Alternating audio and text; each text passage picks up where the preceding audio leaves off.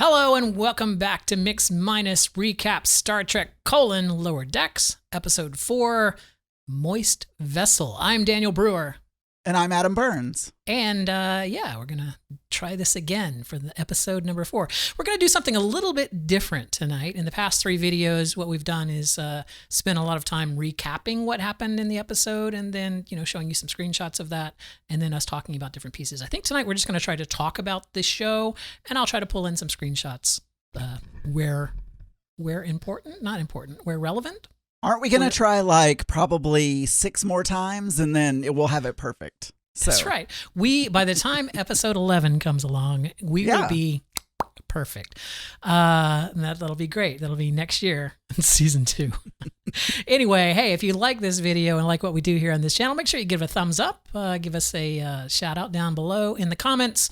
And subscribe to the channel. And of course, we do a regular podcast called Mix Minus. You can find it mixminuspodcast.com. And with all of that being said, let's just dive in to episode number 4. Engage. Ooh, what was it that Captain Freeman was saying, like at the beginning of episode number 2, where she wanted to try something like, what was her catchphrase she wanted to try? Like, it's warp time. I don't know. I have a horrible memory. Where are my notes? Exactly. So when this show starts off with the Cerritos is joining up with the USS Merced, and they are going to work together to tow this generation ship, this alien generation ship. They're going to tow it. They never said where they were going to tow it. I guess they're going to tow it to some place where there was an uninhabited planet that it could terraform. Is that your take? Well, they didn't say. They just said, we think that that this ship was going to terraform an uninhabited planet, but I don't think they said. They kept referring to it as an artifact, so I'm not really sure if they were taking it to a museum. Well, no, I think it was artifact in the sense that it is a centuries-old alien ship that had stalled, and on board was this fluid that would turn any inorganic material into molecular life. It would generate life from inorganic material, and so they assumed, these aliens were taking this ship to some uninhabited planet so that they could terraform it with this material. So they were going to help them. But in the midst of all the briefing, when the 2 captains, Captain Durango and Captain Freeman, are standing there talking, briefing the senior officers, Ensign Mariner is in the room and just starts yawning mid sentence, just like you did right there. Were you role playing? Yes, I was. Yeah, exactly.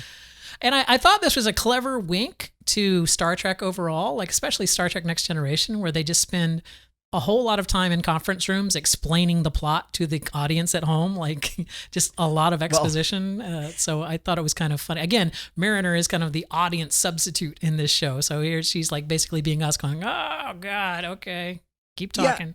I agree with that, but I also think it was a nod to there's all this made up crap that they didn't say that, but I mean, this is also the part of the show where you always hear all the made up scientific crap that they say, the nebulons or nebulizing on the whatever. So, I mean, they didn't really nod to that, but also that's where those happen, is usually in that conference room. Yeah, so, right, exactly. Yeah. We could solve this by sending out a tachyon pulse, by inverting the left warp nacelle or the starboard warp nacelle, something like that. Yeah. So we see them go through this conference room. Of course, the conflict here is that Mariner is disrespecting her mother, the captain, right in front of this other captain. So then, of course, she has a talk with her, why are you disrespecting me? And then she leaves, throwing out some little Vulcan salutes to her. Oh, it was Right. And of course, then Commander Ransom comes in and suggests that if she wants to get rid of Mariner, just give her a bunch of crap jobs and then she'll request a transfer herself.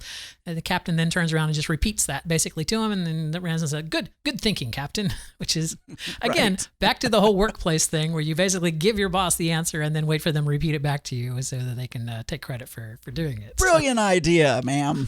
Brilliant idea. Do they say ma'am or sir? I don't remember. I don't know. I'd have to go back. It's but I feel like, it's just kind of like this podcast. I give you ideas, you repeat them, and I say, brilliant idea, Adam. Exactly. Make it so. So then we have Mariner is assigned. So all the Fab Four, when we finally get lower crew, lower deck, and we see our Fab Four, they're all getting their different assignments. And Boimler's very excited that he gets to clean the conference rooms because that's where the senior staff meets, and they have better replicator food there apparently. So he's very excited about that. And then when Mariner gets her job assignments, they're basically lubing the turbo lift, the holodeck waste removal, and what was the other one? Oh, scrubbing the carbon filters. Carbon filters, yeah. Yeah, something like that. And they're all kind of mundane jobs, right? And we see her doing these mundane jobs. But I wanted to pause here and ask you, what do you think is the waste that is disposed of in the holodeck? Because they mention it later. Yeah, well, no, that's what I was thinking of. I was like, I don't know if he's going to talk about that now or if we're going to cover it later. But they bleeped it out. But what I'm thinking is it's actually cum. I would use the more polite colloquialism of jizz, but yeah, it was probably yeah. Whatever. It's fluids. I think it's fluids. Bodily, and I've always wondered that about the holodeck too. Like you think about it, it's like, okay, everything inside the holodeck is other than what you walk in the door with is created and then destroyed, right? So when Worf goes in and does his calisthenic machines, right, his calisthenic programs, and he's fighting these aliens and he's hitting them with his batleth and they're bleeding everywhere. Well, then when the program ends, the blood is gone, right? But what if Worf bled? Like that's not generated by the holodeck, right? So you would think, well, if he bled, then his blood would actually still be there. And the same thing, you got to think, much like where are the bathrooms on the Enterprise, right? You think to yourself, wait, if I had a holodeck, I'm sure at least once I would be tempted to use it for adult recreational activities. Sure. I think I'd be using it for that like every day. Right. And I think Commander Ransom, confirmed that later because the captain was like, did people really use it for that? She's like, oh yeah, that's all it's used for. It was very, but yeah, I always wonder, it's like, all right, so if what would happen to your bodily fluids once the holodeck goes away? Apparently we now know there's a waste disposal system that some lowly ensign gets to empty. I'm so dumb, I guess, because when they talk about it at the beginning of the episode, I'm thinking, wait, are people like going and like pooing and peeing on the holodeck? Like, what are they doing? They have urinal? Like, are they like, holodeck, load urinal program 5? What are they doing? Now we know why there's no bathrooms listed on the Enterprise schematic. Yeah. It's like they just go to the holodeck for it. So, but I think though, wouldn't it make more sense, rather than collecting all this in these, I don't know, what do you call them? The container, the things that there are these containers, they have a handle, she pulls them out, whatever. Yeah. I'm sure there's a name for it. Why don't they just transport it out into space or something? Like Adam. Yes? It's a cartoon. I know. These things don't actually exist. It was just kind of part of the joke of the show. We spent way too much time on this, but this was definitely something. So it turns out that Mariner is able to take these grunt jobs, especially like cleaning the carbon filters, and make it into kind of a game and get the rest of the crew like cheering for her and going in. So it turns out giving her crap jobs totally defeats it. It's not going to get her to try to transfer whatsoever. So of course the captain then comes up with the next best thing. What if I make her the one thing she absolutely hates, which is a senior officer on the bridge crew? So she promotes Mariner to a lieutenant, much to Boimler's dismay, because that is the one thing Boimler really wants is to be a bridge crew officer. What? How did you get promoted so fast? Yeah. It's the one thing I want in life. Like, how did you get that? Anyway. So it turns out that she gets promoted to the bridge crew and absolutely hates it. I wrote down here, somebody like her first day was basically doing mission audits. No, she had to sit through a meeting about getting new conference room chairs, then do a mission audit. And then once she was done with that, she got to audit the audit. After that, she went to management training where she learned how being a commander is very much like jazz. Like freeform jazz. Then she had to go to the executive poker game, which I absolutely loved because every single person at the table folded. It was just like, and I remember it's like back in the old, watching Data in his little poker games and everything. Yeah, no one ever like went all in or did anything like, big and bold there. It was just always, oh no, I fold. Oh, you're bluffing. You got me. And it's like kind of a thing. So, sometimes Commander Riker, in Data would have a standoff or something like that. But yeah, for the most part. Yeah. So anyway, it turns out you're absolutely dead on here. Mariner hates being a senior officer and is just in absolute just hates it. So she's talking to the captain about that at the same time that the captain of the other ship decides that he's going to jockey for some position and get closer to the alien ship. I should have mentioned both ships are towing this alien ship at this point in time. They needed to work together with 2 tractor beams on both ships to tow it. So the one captain decides that he wants to get the glory, so he's going to maneuver in closer so that his ship is the one doing the calling the shots, and actually breaks the ship, inviting all of this material over via the tractor beam over to his ship, which starts converting the ship into organic material. Yeah, terraforming his ship. Yeah, it starts terraforming his ship. And of course, the Cerritos is right next to it and starts to get some of that stuff into it. And now the Cerritos is starting to be terraformed. Mariner and the captain are trapped inside, the ready room together, and they start, formulating a plan. This is where we actually see Mariner switch into, I'm a very competent person. Let me do what I want to do. And of course, her mother, being her mother, is just basically just nitpicking on every little thing she does. They're digging with some rocks. Yeah. And the captain's like, sharp enough rock? Do you really want to use that rock? Is that the right rock? You're repelling too fast. You want to make sure you have your grip right, all that kind of stuff. So we get into that whole, what's the word, like mother-daughter kind of rivalry. What is that called, though? It's like, competition. Rivalry is... no, I guess it's not. That's sibling rivalry. I'm trying to think what it is. I remember the first day that I won an argument against my father.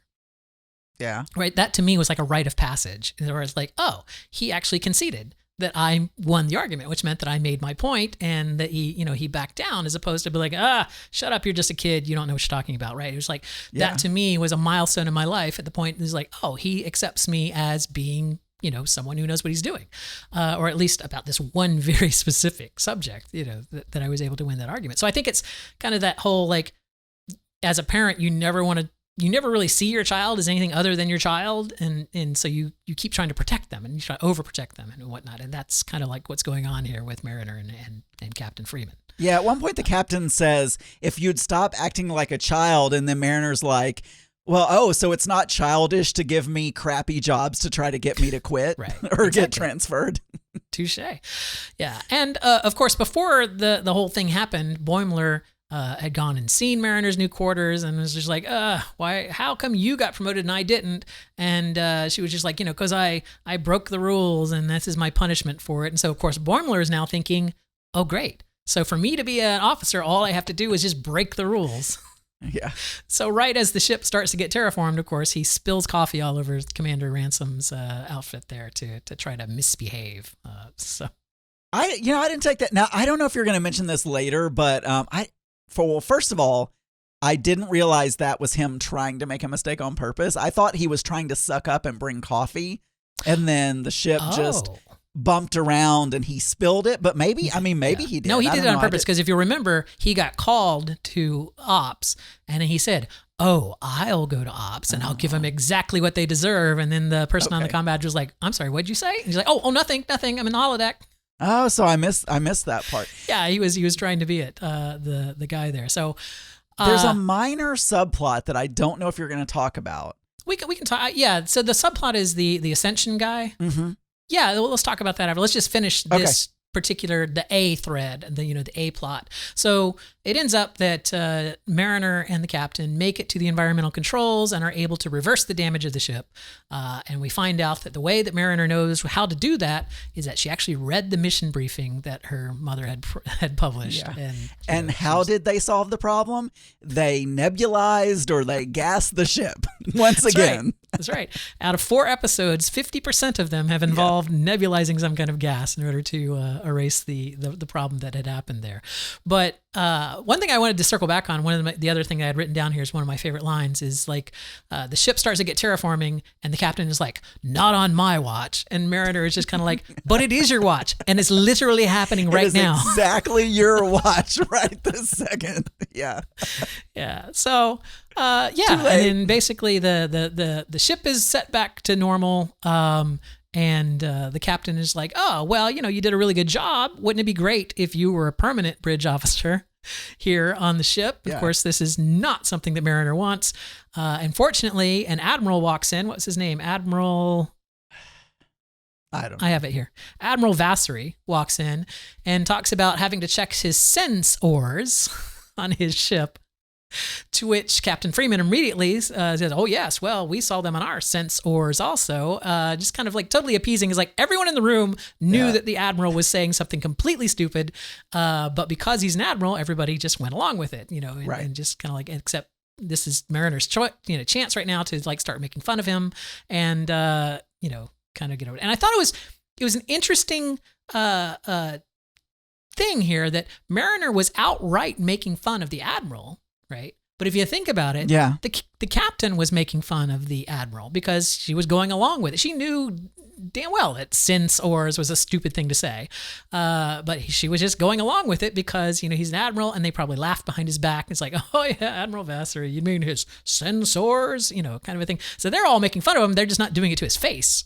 Yeah. Whereas at least Mariner was doing it to his face there. So she also starts yawning again. So true. Does anything she needs to do in order to get busted back to ensign. So at the end of the episode, we find her rejoining the ensigns down in the lower decks, and Boimler's very upset that she had everything that he wanted and didn't care and threw it away. But she kept that replicator card so that he could get his better replicator rations there. So see, that must be a callback to Voyager, because they never mention, to my knowledge, on like Next Generation or any of the other ones, having better replicator food for various, like for the higher ups than they do the lower ones. I think that's new for this show. I don't think any Star Trek has ever really established that. If you think about it, even in the movies, whatnot, the captain's mess, there was some kind of a chef, right? It was like, this isn't replicated. I think it was replicated ingredients, but it wasn't, there was a chef that like cooked it, right? For the captain's mess there, that they implied that they had like a better grade of food because someone actually cooked it, right? Yeah. Well, on Voyager, the captain would sneak some really good coffee occasionally. Apparently they didn't have enough power. Remember? Yeah, well, that was, because in the early yeah. seasons of Voyager, they didn't have enough power, and so they had replicator rations. Yeah, exactly, that kind of a thing. That was turned out that the audience hated that, so then magically in like the end of season 2, Voyager just got its power systems fixed, and it's just like, okay, that's no longer a problem. So, they cured the virus on the biopacks or something. I don't know. Whatever. That's right. So that was our A plot. That was pretty much the entire show there in the A plot. What did you think of that? We'll talk about the B plot here quickly, but what did you think about the show, the A plot there? I enjoyed it. Again, there are so many callbacks, like the terraforming. There was at least 1 or 2 episodes of Next Generation about that. Yeah. Finding a ship floating. There was a Next Generation episode where they find a ship floating, and that one's Deanna Troy. I don't know. There's some empath guy on it or something. That's a weird one. Anyway, so I once again, as I always do, I enjoyed the callbacks. And we're just kind of seeing. So I wanted to ask a question. So does no one know, and I'm sure we talked about this before, but does no one know that Mariner is the captain's daughter? So I don't think it's known. Okay. Because she doesn't announce it. And of course, they have different last names. It's, I would think that the commander would know, like Commander Ransom probably knows. If it's anything like the Enterprise, the first officer is involved in all the staffing and would know all the internal dossiers of those crew members or whatever. But yeah, I don't think outside of like the immediate command deck, anyone really knows that. Certainly, I don't think Boimler or Tendi or Rutherford, I don't think those group know that she's the captain's daughter. Yeah. So anyway, I enjoyed the callbacks. I enjoyed the mother-daughter banter. We are kind of finding out that Mariner cares a little bit more than she likes to let on. Right. Not only does she care, but she's good at what she does. Yeah. Right? She knew what to do in these situations. She went and handled herself just great. So she read the briefing, even though she pretended to be bored. So yeah, but she just did it to make fun of it. Yeah. But yeah, so in our B plot this week, we ended up with Ensign Tendi got to go observe an ascension where somebody leaves their mortal coils and turns into pure energy. They've achieved such a state of calm and oneness with the universe that they ascend. She goes into the room to watch this ascension ceremony, is distracted by some kind of gong, and then ends up tripping and breaking the ceremony that was going on, and just basically ruining the guy's ascension, which he said he's been working on for 2 years. And she completely destroys it. And so now she's kind of like the odd person out, I guess. Yeah, and then the whole episode, she's trying to like make it up to him and fix things, and then and it comes out that she's a people pleaser. She is the Adam Burns of the Starship Cerritos there. She cannot stand it if people don't like her. Yeah, and so then she ends up saving his life, and they kiss, and I enjoyed it because, again, I can't believe I'm just saying I enjoy everything because of the callbacks, but Kess on Voyager. Yeah. I don't know if he was the same species as her or what, but like that's the whole Kess story where she like turns into a big ball of energy. She does. There were several things happening with the Ascension that we'll get to in just a second, but I thought it was funny when there was a big colored sand kind of sculpture on the floor that this guy had been working on that reflected his inner peace, and that was what she tripped on and ruined. So she immediately goes to the replicator and she's like, computers, colorful sand, room temperature. And just dumps out sand, tries to fix it on the ground. But the other thing that I found really interesting here is, do you know who the voice of Ensign O'Connell, the person whose ascension that she ruined, do you know who did the voice of Ensign O'Connell? No. Haley Joel Osment did the voice of that. The kid from The Sixth Sense, the guy that sees dead people. Oh, okay. Yeah, he's an adult now, but he did the voice of Ensign O'Connell. So yeah, it turns out through a hole, as the ship is being terraformed, they're both, trying to flee for their lives, and we end up in the last part where O'Connell pushes Tendi out of the way as a rock falls, and he gets trapped under the rock, and she can't save him, and he's just like, it's all right, leave me. It's I'm doing this for you. Get out of here. And that's right when Mariner and Captain Freeman dissolve everything in the ship and set everything right. And of course, but that one selfless act was enough to cause Ensign O'Connell to start to ascend. And then, of course, the joke is that it's incredibly painful. He's just like, ouch, oh my God, this hurts so bad. And she's like, why is it taking so long? You're smoking. It's like, also, I thought it was really, really funny that he's like going, I can see everything. Oh my God, I see Abraham Lincoln, which is a callback to Star Trek, the animated series, where they had the big animated Abraham Lincoln. Or was it actually Star Trek, the original series? One of them actually had Abraham Lincoln in it. He's like in Star Trek canon. So I thought it was funny that it was a callback there. I seem to recall that in the original series, but I could be wrong. It probably, you know what? I think the giant Spock was in the animated series, which is supposed to be canon. So somewhere out there's a giant Spock. But yeah, Abraham Lincoln is in canon there. But so it turns out, he ascends and he says, the secret of life is, and then dies. Yeah. So we don't know. We'll never know what the secret of life is. But, Tendi was very happy that they had become friends, that he actually liked her at the end, and so she was very happy. Yeah, and then when they're back in the lower decks and she's talking to the guy with the cybernetic, I don't remember his name, but Rutherford, and she's like now trying to convince him, or she's asking him questions about whether someone else likes her. She's like, I'm good now, Who doesn't like me? Tell me who doesn't like me now. Yeah, exactly. She's, again, the crazy Adam Burns of the ship. Exactly. So there you go. Star Trek Lower Decks, Episode 4, Moist Vessel. Was the title of that. So we're next week, I guess, will be the midway point through this. After next week, we will be halfway through this season. I'm still really enjoying it. Are you enjoying it? Yeah, I am. Excellent.